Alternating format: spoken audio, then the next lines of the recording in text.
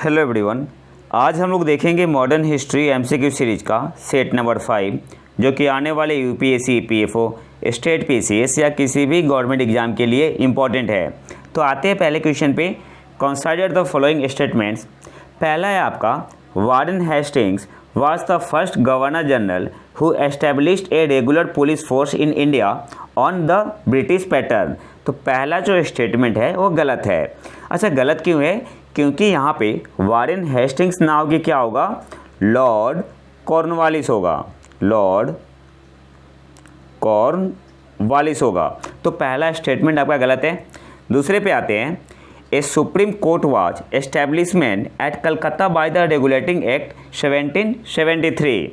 जो supreme court की स्थापना हुई थी कौन से एक्ट के तहत हुई थी? तो रेगुलेटिंग एक्ट 1773 के तहत। तो सेकंड स्टेटमेंट आपका बिल्कुल सही है। तीसरा क्या है? The Indian penal code came into effect in the year 1860। तो तीसरा भी स्टेटमेंट आपका बिल्कुल सही है। इंडियन पिनल कोड कौन से साल में इफेक्ट में आया था? तो 1860 में। तो तीसरा स्टेटमेंट भी आपका बिल्कुल सही है। हमें क्या बताना है? Which of the statements given above are correct? तो ऑप्शन बी आपका यहाँ पे सही आंसर हो जाएगा, 2 और 3। अगले क्वेश्चन पे आते हैं। Consider the following events. पहला इवेंट है, the first democratically elected communist party government formed in a state in India. तो ये कब हुआ था? कौन से ईयर में? अप्रैल 1957 में। अप्रैल 1957 में। कौन से राज्य में? केरल में, केरल में। दूसरा क्या है? India's then largest bank Imperial Bank of India was renamed State Bank of India. Imperial Bank of India का नाम बदल के स्टेट बैंक ऑफ इंडिया कब किया गया था? जुलाई 1955, जुलाई 1955। तीसरा क्या है आपका? Air India was nationalised and became the national carrier. तो ये आपका हुआ था 1953 में। एयर इंडिया का राष्ट्रीयकरण कब हुआ था? 1953 में, सॉरी 1953 में। चौथा क्या है? Goa became a part of independent India. Goa का स्वतंत्र भारत का पार्ट बना था। तो गोवा इंक्लूड हुआ था in the union of India कौन से ईयर में? 1961 में, 1961 में। फिर ये यूटी बना था कौन से कॉन्स्टिट्यूशनल अमेंडमेंट एक्ट के तहत? तो बढ़ावा था। और कंप्लीट राज्य कब बना था गोवा? 1987 में, 1987 में। तो यहाँ से 3 पॉइंट आपको याद रखना है। 1961 में तो इंक्लूड हुआ था in the union of India. फिर यह यूटी बना था through 12th constitutional amendment act 1962। और कंप्लीट राज्य का जो दर्जा मिला था 1987 में मिला था। हमें अरेंज करना है क्रोनोलॉजिकल ऑर्डर में। तो सबसे पहले क्या हुआ था? सबसे पहले आपका हुआ था एयर इंडिया का राष्ट्रीयकरण 1953 में। तो सबसे पहले हो जाएगा आपका 3। फिर आपका हुआ था इंपीरियल बैंक ऑफ इंडिया का नाम बदल के स्टेट बैंक ऑफ इंडिया किया गया था जुलाई 1955 में। 3 के बाद आपका क्या हो जाएगा? 2। फिर इसके बाद आपका हो जाएगा 1। The first democratically elected communist party government formed in a state in India April 1957 में। कहाँ पे? केरल में। तो 3, 2, 1। सबसे बाद में गोवा स्वतंत्र भारत का पार्ट बना था 1961 में। तो 3, 2, 1, 4। ये आपका क्या हो जाएगा? क्रोनोलॉजिकल ऑर्डर हो जाएगा। ऑप्शन पे आते हैं। 3, 2, 1, 4 कहाँ पे है? ऑप्शन बी में। तो ऑप्शन बी आपका यहाँ पे सही आंसर होगा। अगले क्वेश्चन पे आते हैं।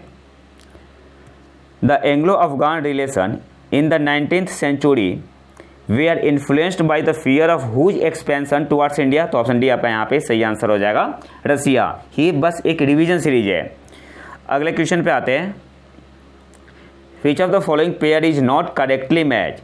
री इम्प्लीमेंटेशन ऑफ जजिया फर्रुखीसियार। तो ये तो आपका सही है। रूल ओवर मसूलीपट्टनम फोर्ट, ये भी आपका सही है। सी क्या है? Sati prevention act Lord William Bentinck, बिल्कुल सही है। डी क्या है? End of slavery Malcolm. तो ये गलत है। अच्छा, मेलकोलम कौन थे? तो क्या थे? अमेरिकी प्रीस्ट थे। प्रीस्ट को क्या बोलते हैं? प्रीस्ट को बोलते हैं हिंदी में पुजारी या पादरी, ठीक है। तो इनको पादरी बोलेंगे। ये इंडिया आए थे, ठीक है। मेलकोलम क्या थे? एक अमेरिकन पादरी थे। जिन्होंने इंडिया विजिट किया था और इन्होंने स्लेवरी का डिटेल दिया था साउथ इंडिया में। कब दिया था? 1830 में। लेकिन एंड ऑफ स्लेवरी के साथ इनका संबंध नहीं है और हमसे पूछ क्या रहा है? नॉट करेक्टली मैच, तो ऑप्शन डी आपका यहाँ पे सही आंसर होगा। हालांकि इन्होंने डिटेल दिया था स्लेवरी का इन साउथ इंडिया में, कब, कौन से ईयर में? 1830 में, लेकिन इनका नाम कहीं एसोसिएटेड नहीं है विथ एंड ऑफ स्लेवरी। तो यहाँ पे सही आंसर क्या हो जाएगा? Option D. अगले क्वेश्चन पे आते हैं। In Indian context the attitude of paternalism in governance is associated with. देखो इसका आंसर तो दिया हुआ है ऑप्शन डी, लेकिन एक बार आप लोग कंफर्म हो लेना, कहीं पे थॉमस मुंड्रो भी दिया हुआ है, कहीं पे मैकाले भी, तो ये आप लोग अपना देख लेना, ठीक है। अगले क्वेश्चन पे आते हैं। Which of the following famine of the 19th century in India has been describe as sea of calamity. तो सही आंसर यहाँ पे क्या होगा? ऑप्शन डी आपका यहाँ पे सही आंसर हो जाएगा, उड़ीसा फेमाइन ऑफ 1866 टू 1867। तो सही आंसर यहाँ पे क्या होगा? Option D. Which of the following famine of the 19th century in India has been describe as sea of calamity. तो कौन सा फेमाइन था? फेमाइन को हिंदी में क्या बोलते हैं? अकाल। तो ऑप्शन सी आपका यहाँ पे सही आंसर होगा, Orissa famine of 1866 to 1867। Option D आपका यहाँ पे सही आंसर होगा। अगले क्वेश्चन पे आते हैं। The Indian famine code 1883 was prepared by. तो ऑप्शन सी आपका यहाँ पे सही आंसर होगा, stretchy commission. The Indian famine code 1883 was prepared by, तो स्ट्रेची कमीशन, ऑप्शन सी आपका यहाँ पे सही आंसर होगा। अगले क्वेश्चन पे आते हैं। Which of the following pairs are correctly match. आपको बताना ही कौन सा पेयर सही से मैच है। अच्छा देखो, जो फर्स्ट एंग्लो मराठा वार हुआ था कब से कब तक हुआ था? 1775 से 82। 1775 से 1782। तो ये आपका करेक्टली मैच नहीं है, ठीक है, तो ये आपका गलत हो गया ना। लेकिन आपको याद रखना है फर्स्ट एंग्लो मराठा वार कब हुआ था, कब से कब तक? 1775 से 1782 तक। अच्छा, ये कौन से ट्रीटी के तहत ये वार ख़त्म हुआ था? याद रखना आपको, सबसे इंपॉर्टेंट पॉइंट है ट्रीटी ऑफ सलवाई, ठीक है, ट्रीटी ऑफ सलवाई। जो first Anglo Maratha war and हुआ था कौन से ट्रीटी के तहत? तो ट्रीटी ऑफ सलवाई। और किसके बीच साइन हुआ था? पेशवा के बीच और क्या बोलते हैं, पेशवा और ब्रिटिश के बीच। दूसरा क्या है? थर्ड मैसूर वार। जो थर्ड मैसूर वार हुआ था 1790 से 1792, ये सही मैच है, ठीक है, ये आपका सही मैच है। जो थर्ड मैसूर वार हुआ था कब से कब तक? 1790 से 92। किन के बीच लड़ा गया था? तो ब्रिटिश और टीपू सुल्तान के बीच। जो थर्ड एंग्लो मैसूर वार था किन के बीच लड़ा गया था? ब्रिटिश और टीपू सुल्तान के बीच। तो सेकेंड आपका बिल्कुल सही मैच है। अगला है हमारा फर्स्ट एंग्लो बर्मा वार हुआ था कब से कब तक हुआ था? 1824 से 1826, ये भी आपका बिल्कुल सही मैच है।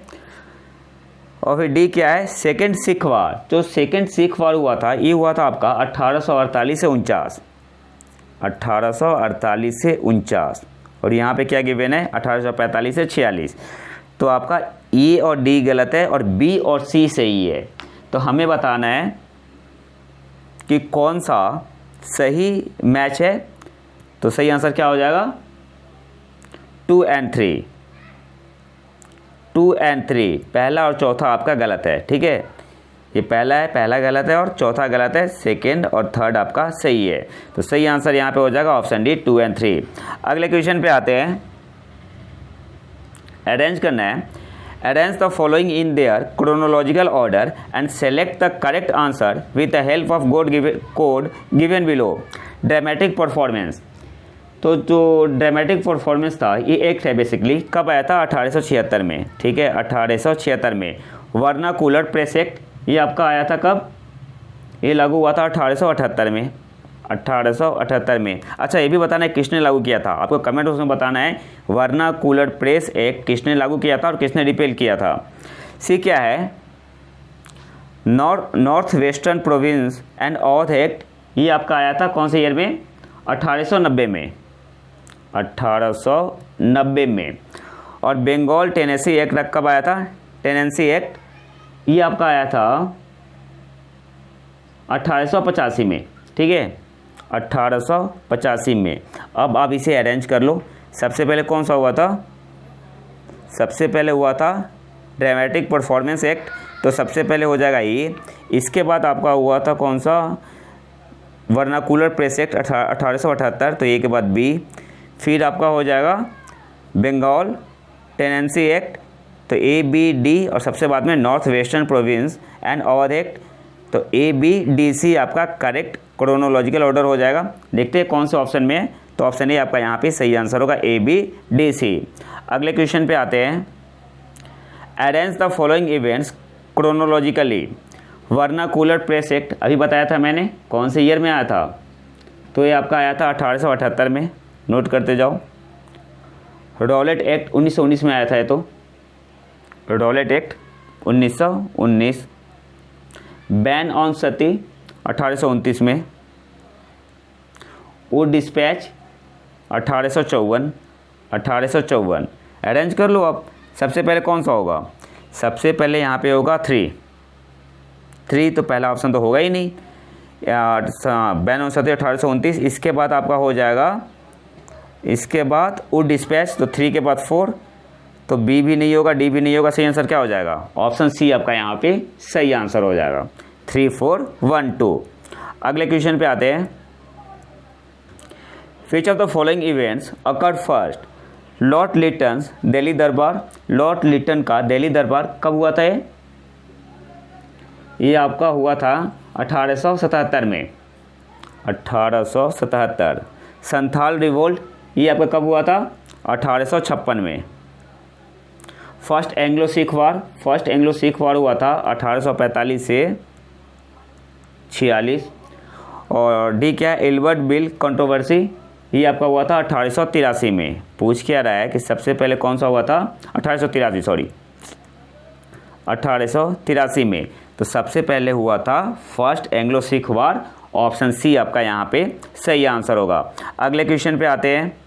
मैच करना है चाइल्ड मैरिज एमजी रनाडे, तो ए का आपका क्या हो जाएगा? ए का आपका हो जाएगा 3, ए का आपका हो जाएगा 3। एमजी रनाडे। सप्रेशन ऑफ ठग लॉर्ड हास्टिंग्स, तो बी का आपका सॉरी ये आपका स्लीमन, कैप्टन स्लीमन थे ना, तो सप्रेशन ऑफ ठग बी का दूसरा हो जाएगा, बी का दूसरा। विडोज री मैरिज, तो सी का आपका हो जाएगा पहला। ईश्वरचंद विद्यासागर, तो सी का हो गया पहला।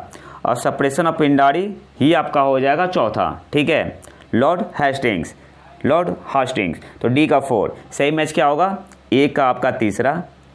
Child marriage MG Ranade, suppression of ठग कैप्टन स्लीमन, तो बी का आपका हो जाएगा क्या? बी का 2, बी का आपका हो जाएगा 2। सी क्या है? विडोज री मैरिज ईश्वरचंद विद्यासागर, सी का आपका हो जाएगा पहला और डी का चौथा। तो ये आपका यहाँ पे सही आंसर होगा, तो ऑप्शन ए आपका यहाँ पे सही आंसर हो जाएगा। ए का तीसरा, बी का 2, सी का 1 और डी का 4। अगले क्वेश्चन पे आते हैं। Which of the following is not correctly match. अब देखो यहाँ पे सही आंसर होगा फेमाइन इन वेस्टर्न यूपी। तो जो अकाल पड़ा था वेस्टर्न यूपी में, ये आपका पड़ा था 1860 से 61, 1860 से 61। और यहाँ पे क्या मेंशन है? 1871 से 72। तो ये आपका गलत है। पूछ क्या रहा है? नॉट करेक्टली मैच, तो ऑप्शन ए आपका यहाँ पे सही आंसर होगा। बाकी सब सही मैच है, बाकी सारा सही मैच है। अगले क्वेश्चन पे आते हैं। ही रोट बायोग्राफी ऑफ, ये बताना है आपको, he wrote biography of Mazzini, Garibaldi, Shivaji and Shri Krishna, stay in America for some time and was also elected to the central assembly. आपको बताना है वह कौन थे। तो यहाँ पे सही आंसर हो जाएगा ऑप्शन सी, लाला लाजपत राय। लाला लाजपत राय, उनके बारे में मेंशन कर दिया है, आपको बताना है वो आदमी कौन है। तो कौन थे वो? Lala Lajpat Rai. He wrote biography of Mazzini, Garibaldi, Shivaji and Shri Krishna, stayed in America for some time and was also elected to the central assembly. तो आंसर क्या होगा? He was Lala Lajpat Rai. Option C आपका यहाँ पे सही आंसर होगा। अगले क्वेश्चन पे आते हैं। The British government is not responsible for the partition of India, the above statement is attributed to. तो ये कहा था लॉर्ड एटली ने। ऑप्शन बी आपका यहाँ पे सही आंसर होगा। अगले क्वेश्चन पे आते हैं। So always with the assent and often to the dictates of the Chamber of Commerce the government of India is carried on and this is the white man's burden. Who said this? तो ये किसने कहा था?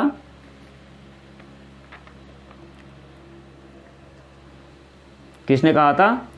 सचिदानंद सिन्हा ने। सचिदानंद सिन्हा ने। Option C आपका यहाँ पे सही आंसर होगा। So always with assent and often to the dictates of the Chamber of Commerce the government of India is carried on and this is the white man's burden. Who said this? किसने कहा था? तो option C आपका यहाँ पे सही answer होगा, सचिदानंद सिन्हा जी ने। सही आंसर क्या हो जाएगा? Option C. अगले क्वेश्चन पे आते हैं। Who remarked about the East India Company that the company is an anomaly but it is a part of a system where everything is an anomaly. तो सही आंसर यहाँ पे क्या होगा? किसने रिमार्क किया था ये? तो ऑप्शन बी आपका यहाँ पे सही आंसर होगा, जीबी मैकॉले। ऑप्शन बी आपका यहाँ पे सही आंसर होगा। अगले क्वेश्चन पे आते हैं। Who said political freedom is the life breath of a nation? किसने कहा था political freedom is the life breath of a nation? तो अरविंदो घोष ने। ऑप्शन बी आपका यहाँ पे सही आंसर होगा। ऑप्शन बी आपका यहाँ पे सही आंसर होगा। अगले क्वेश्चन पे आते हैं। Rajani Palme Dutt said they both fought and collaborate with imperialism which political grouping was he referring to? किस पॉलिटिकल ग्रुप के बारे में बात उन्होंने कहा था? तो इंडियन नेशनल कांग्रेस के बारे में। ऑप्शन ए आपका यहाँ पे सही आंसर होगा। ऑप्शन ए आपका यहाँ पे सही आंसर होगा। और आखिरी क्वेश्चन पे आते हैं। New lamps for old was a series of article that criticise the Congress for being out of touch with the proletariat. Proletariat का मतलब क्या होता है? लेबर क्लास, श्रमजीवी वर्ग। आपसे पूछ क्या रहा है? Who was the author of this article? इस आर्टिकल के ऑथर कौन थे? तो ऑप्शन ए आपका यहाँ पे सही आंसर होगा, Aurobindo Ghosh. New lamps for old ये क्या था? एक सीरीज था आर्टिकल का जो कि जिसने क्रिटिसाइज किया था the Congress for being out of touch with the proletariat. Proletariat का मतलब होता है श्रमजीवी वर्ग, लेबर क्लास के लिए। पूछ क्या रहा है कि इस आर्टिकल के ऑथर कौन थे? तो अरविंदो घोष। ऑप्शन ए आपका यहाँ पे सही आंसर होगा। तो ये तो था हमारा आज का लेक्चर। अगर आपको वीडियो पसंद है तो लाइक करें और चैनल को सब्सक्राइब जरूर कर ले। मिलते हैं नए वीडियो में नए टॉपिक के साथ। तब तक के लिए नमस्कार, जय हिंद।